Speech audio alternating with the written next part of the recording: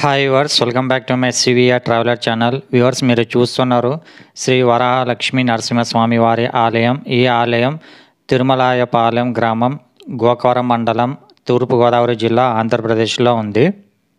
Video చూసే ముందు small request viewers, ఈ వీడియో మీకు నచ్చితే వీడియోకి లైక్ చేయండి, షేర్ చేయడం మర్చిపోకండి. కొత్త వాళ్ళు మొదటిసారి చూస్తుంటే వీడియోకి లైక్ చేసి ఛానల్కి సబ్స్క్రైబ్ చేయండి. మీ సపోర్ట్తో నాకు మోటివేషన్ వస్తుంది వ్యూవర్స్. ఇక్కడ స్వామివారు స్వయంభూగా వరహ నరసింహస్వామిగా వెలిసారు. స్వామివారి నిజపాద ముద్రలు కూడా కొండపై ఉన్నాయి. చూద్దాం రండి వ్యూవర్స్. వీలైతే ఇక్కడ స్వామి ఆలయ చరిత్ర ఏంటి తెలుసుకునే ప్రయత్నం చేద్దాం. ఇక్కడ ఆలయ అభివృద్ధి పనులు కూడా చురుగ్గా జరుగుతున్నాయి. అంతేకాదు సుదూర ప్రాంతం నుంచి కూడా భక్తులు వచ్చి దర్శనం చేసుకుంటున్నారు వ్యూవర్స్.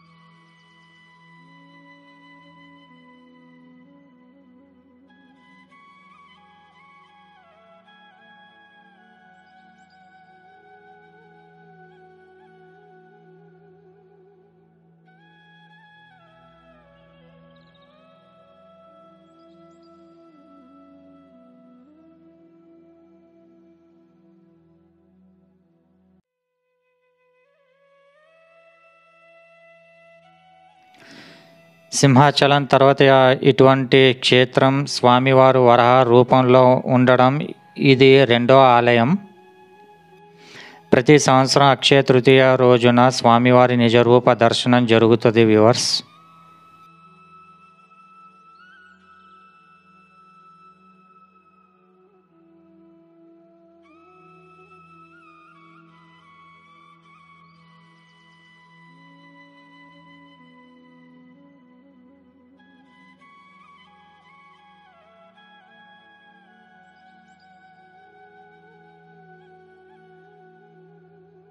జై శ్రీమన్నారాయణ. తిరుమలాయపాలెం గ్రామం, గోకవరం మండలం, తూర్పుగోదావరి జిల్లా, రాజమండ్రికి 30 కిలోమీటర్ల దూరంలో, అలాగే హెడ్ క్వార్టర్ అయిన మాకు ఇక్కడ గోకవరం మండలానికి ఒక 8 కిలోమీటర్ల దూరంలో, జగ్గపేట గ్రామం నుంచి ఒక 18 కిలోమీటర్ల దూరంలో వెలిసిన స్వయంభూ క్షేత్రమైన శ్రీ వరహ లక్ష్మీ నరసింహస్వామి వారికి దివ్యక్షేత్రం ఇది. సింహాచలం తర్వాత ఇటువంటి క్షేత్రం స్వామివారు వరహ రూపంలో ఉండడం ఇది రెండో స్థానమే. ఇంకెక్కడ కూడా ఈ రూపం ఎక్కడ కూడా మనకి కనిపించదు. అలాంటిది స్వయంభూ క్షేత్రమైన ఈ వరహలక్ష్మి స్వామి క్షేత్రంలో పూర్వం స్వామివారే నేనున్నాను అని ఇక్కడ నెలకొల్పండి అనే విధంగా స్వామివారి ఇక్కడ మెలకొల్పించడం, స్వామివారికి నా స్వయం పాదాలతో ఇక్కడ వెలుస్తున్నాను, నా పాదాలు కాలుతో చూడండి అని ఆయన స్వామివారు ఒక పెద్ద ఆయన మీద వాలి అతనికి కనిపించి అతను చెప్పించి పాదాలని చూపించడం జరిగింది. అప్పుడు వాళ్ళు పెద్దలందరూ కలిసి చక్కగా స్వామివారికి జోగిదండి ఒక గుడి నిర్మాణాన్ని నిర్మించగలిగారు. స్వామివారిని పునర్నిర్మించాలనుకునే టైంలో వాళ్ళు పునర్నిర్మాణం చేయలేకపోయారు. తర్వాత మళ్ళీ ఒక సంస్థ ఏకమయ్యి మళ్ళీ కొండపైకి మెట్లు ఒక 25 సంవత్సరాల తర్వాత బ్యాక్లో కొండపైకి మెట్లు కట్టడం జరిగింది. తర్వాత స్వామివారు కడతా అక్కడ పాదామే స్వయం పాదాలు తెలియకుండా అనుకోకుండా పాదాలు మూసేయడం జరిగింది. తర్వాత స్వామివారికి ఏ కాంకర్యం చేద్దారన్నా సరే చేయలేకపోవడం జరిగింది. తర్వాత నేను కోడు శ్రీనివాస్ అని నేను స్వామివారి అధిష్టానంతో ఆయన అనుగ్రహంతో నేను మళ్ళీ స్వామివారి నాకు కల్లో కనిపించి యథావిధిగా స్వామివారి నా పాదాలు తెరిపించమని ఆజ్ఞ ప్రకారంగానే స్వామివారు చెప్పిన చోటనే తవ్వడం, పాదాలు బయటికి రావడం, తర్వాత స్వామివారి యొక్క సేవల విలీనమై స్వామివారికి గుడి పునర్నిర్మాణానికి నేను ఎంతగానో నాతో పాటు మా గ్రామ ప్రజలు అందరూ కూడా ఎంతో సహాయ సహకారాలతో పునర్నిర్మాణం చేయగలిగింది. దీనికి ముఖ్యంగా పాటంచెట్టు సూర్యచంద్ర గారు జనసేన ఇక్కడ ఇన్ఛార్జి గారు, ఆయన చక్కగా మాకు బాధలన్నీ చూసి మేము ఎంతో కష్టపడతాం చూసి ఆయన ఒక సంస్థ తదేక సంస్థ అనే ఒక సంస్థను తీసుకురావడం, ఆయన ద్వారా తీసుకురావడం జరిగింది. తీసుకొచ్చిన తర్వాత వాళ్ళు ఒక 20 లక్షల రూపాయల వరకు మాకు సహాయం చేయడం జరిగింది. ఆ సహాయార్థంగా గుడి చుట్టూ కూడా మేము ఒక మండపాన్ని ఏర్పాటు చేయడం కలిగింది. వాళ్ళకి ప్రత్యేక ధన్యవాదాలు మీ ద్వారా తెలుపుకుంటున్నాం. అలాగే స్వామివారి యొక్క స్వయంభూ క్షేత్రం ఇక్కడ 7 శనివారములు 7 9 శనివారంలో 9 ప్రదక్షిణాలతో స్వామివారిని ప్రదక్షించి చేస్తే వాళ్ళు కోరుకున్న కోరికలన్నీ కూడా నిమగ్నమై చక్కగా నెరవేర్చడం జరుగుతుంది. ఎంతోమంది సుదీర్ఘ ప్రాంతాల నుంచి రావడం జరుగుతూ ఉంది. కాబట్టి ప్రతి ఒక్కరు కూడా స్వామివారిని ఒక్కసారి వచ్చి స్వామివారిని దర్శించుకోండి. స్వామివారిని దర్శించుకుంటే తప్పనిసరిగా మీకు స్వామివారికి అనుగ్రహం కలుగుతుంది. ఇదంతా స్వామివారి దగ్గరుండి ఆయన వేసిన ప్లానే, ఆయన కల్లా ఇచ్చిన కొలతల ప్రకారంగానే పైన మండపాన్ని సిద్ధాంతిగా రావడం, అదే కొలతలు పెట్టడం జరిగింది. ఇదంతా కూడా భగవంతుడు మా వెనకాల నిలబడి ఆయనే దగ్గరుండి జరిపించుకునే విధంగా ఇక్కడ ప్రతి కార్యక్రమం జరుగుతూ ఉంది. అలాగే ప్రతి అమావాస్య రోజున కూడా చక్క దీపాలంకరణ కార్యక్రమం జరుగుతూ ఉంది. ప్రతి జ్యేష్ఠ నక్షత్రానికి సుదర్శన హోమాన్ని ఏర్పాటు చేయడం జరుగుతుంది. ప్రతి పౌర్ణమి రోజున కూడా చక్కగా స్వామివారి కొండ చుట్టూ కూడా చిన్న రోడ్ని ఏర్పాటు చేయడం జరిగింది. గిరిప్రదక్షిణ కార్యక్రమం జరుగుతూ ఉంది. ప్రతి శనివారం కూడా ఇక్కడ అన్నదానం ఏర్పాటు చేయడం జరుగుతూ ఉంది. కాబట్టి అన్నదానానికి సహాయం చేసే భక్తులైనా సరే చక్కగా స్వామివారికి అన్నదానానికి సహకరించవచ్చు.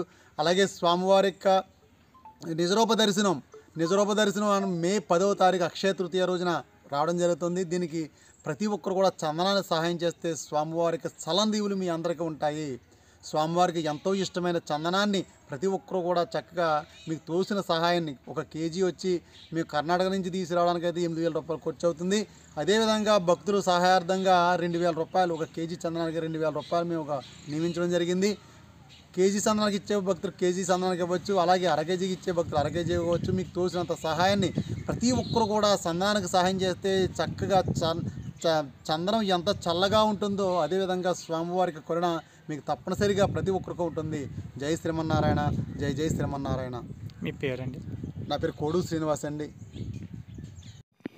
విన్నారు కదా వ్యూవర్స్, శ్రీనివాస్ గారు చెప్పింది. ఈసారి ఇటు కోరుకొండ వైపు వచ్చినప్పుడు కోరుకొండ లక్ష్మీ నరసింహస్వామి వారి దర్శనం చేసుకున్నాక ఇటు తిరుమలయపాలెంలో ఉన్న శ్రీ స్వయంభూ శ్రీ వరాహ లక్ష్మీ నరసింహస్వామి వారిని కూడా దర్శనం చేసుకోండి. ఈ ఆలయం రాజమండ్రి నుంచి 37 కిలోమీటర్ దూరంలో ఉంటుంది. అలాగే కోరుకొండ నుంచి 15 కిలోమీటర్ దూరంలో ఉంది వ్యూవర్స్ ఈ ఆలయం. చూశారు కదా వ్యూవర్స్, తిరుమలపాలెంలో ఉన్న స్వయంభూ వరహాలక్ష్మి నరసింహస్వామి వారి ఆలయాన్ని. ఇలాంటి మరిన్ని ఇంట్రెస్టింగ్ వీడియోకి నా ఛానల్కి సబ్స్క్రైబ్ చేయండి. పక్కనే ఉన్న బెల్ ఐకాన్ని క్లిక్ చేయండి. నేను అప్లోడ్ చేసే ఆధ్యాత్మిక వీడియోస్ మీకు నోటిఫికేషన్ రూపంలో మీ మొబైల్కి వస్తుంది. ఇంకో వీడియోతో మళ్ళీ కలుద్దాం. అప్పటి వరకు కీప్ సపోర్టింగ్ మై ఛానల్.